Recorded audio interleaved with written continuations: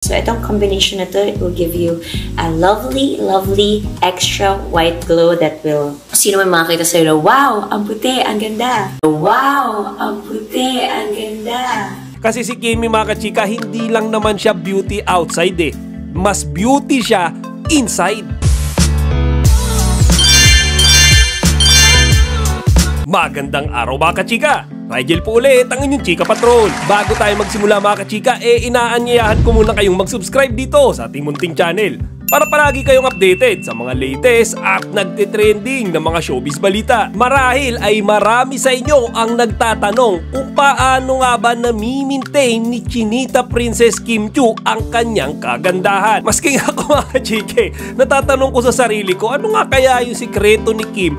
Bakit laging ang pretty and fresh ng mukha niya? Kaya siguro hindi rin mapigilan ni Paolo Abilino na talagang ma-inlove sa kanya. Ngayon good news ito mga kachika kasi kahapon lamang ay ibinahagi ni Kimmy sa sarili niyang YouTube channel mga kachika yung kanyang tinatawag na beauty regimen. Sa madaling salita mga kachika, ito yung routine na ginagawa niya araw-araw. Kaya naman nahuhumaling tayong mga fans niya sa kanya. At lalo-lalo na mga kachika, si Paolo Abilino. Tara't sabay-sabay natin itong panoorin. One of my beauty regimen or body love is I use this Gluta-C with Kojic Plus Whitening System Salt Scrub. And then nagsa-salt scrub siya. It removes the dead skin. Meron nga ako dito, nagbabalat ako ng konti. I use this Gluta-C, glutathione and vitamin C din siya. And this is the soap. So, sometimes nalagay ko siya sa face and more or less sa body ko talaga siya nilalagay. I use this Gluta-C Whitening Lotion. So, kahit nagbilad na sa araw, sa beach and all, kung gusto mo pa rin talagang alagaan yung skin mo and bring back that glow in you, so ako gumagamit ako nito. Kojic Plus Gluta-C Whitening Lotion. So, ito lang talaga yung ginagamit ko sa body ko. And there. This is the whitening lotion, and this is the whitening soap, which is this one, and this is the whitening salt scrub. So itong combination na to, it will give you a lovely, lovely extra white glow that will... Sino may makakita sa'yo na, wow, ang puti, ang ganda. Glow that will...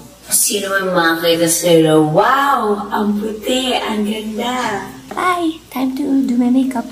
Everything ganyan. So that's my kind of morning, and I hope you guys enjoy on what my morning looks like. Bye guys! O di ba mga kachika, talaga namang grabe ang effort ng ating Chinita Princess para mapanatili yung kanyang kagandahan at syempre pagkakaroon ng makinis na balat. Tsaka napansin ko rin mga kachika, hindi biro yung dami ng kanyang mga ginagamit na produkto. Kaya naman talagang hindi ko rin masisi etong si Paolo na talagang mahulog ng tuluyan ang kanyang loob kay Kimmy. Kasi si Kimmy mga kachika, hindi lang naman siya beauty outside eh. Mas beauty siya inside. Diba? Yun yung naging asset niya. Meron siyang mabuting puso, napaka-humble, wala siyang tinatapakang tao. Kumbaga mga kachika, consolation prize na lang yung pagkakaroon niya ng very pretty face. At isa rin mga kachika sa napansin ko sa content na yan ni Kimmy, ang daming mga fans na nagko-comment or nagre-request sa kanya na gumawa sila ni Paolo ng 24-hour Jowa Challenge. Ngayon hindi ko alam mga kachika kung mababasa ni Kimmy ang mga request na yan. Pero kung mabasa niya sana pagbigyan niya tayo. Or kahit nga hindi Jowa Challenge, kahit isang vlog lang na magkasama sila ni Paolo Abilino para masulya pa naman natin kung ano nga ba ang talagang mga ginagawa ni Kim at Paolo kapag sila ay wala sa harap ng kamera. Kayo mga kachika, gusto nyo rin ba na gumawa ng 24-hour Jowa Challenge content si Kim at si Paolo? Kung oo, ilagay nyo dito sa comment section. Malay natin, bigla nila tayong pagbigyan sa hinihiling natin na iyan sa kanila.